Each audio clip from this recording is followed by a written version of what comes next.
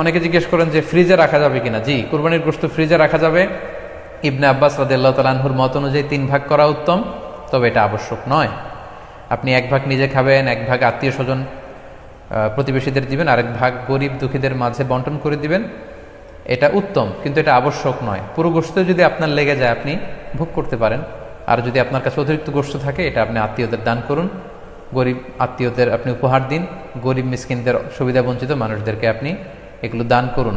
কারণ সূরাতুল হাজ্জের 28 নম্বর আয়াতে আল্লাহ তাআলা বলেছেন, ফাকুলু মিনহা ওয়া আত'ইমুল বাঈসাল ফাকির, তোমরা কুরবানির এই গোশত নিজেরাও খাও এবং অভাবী লোকদেরকে দাও।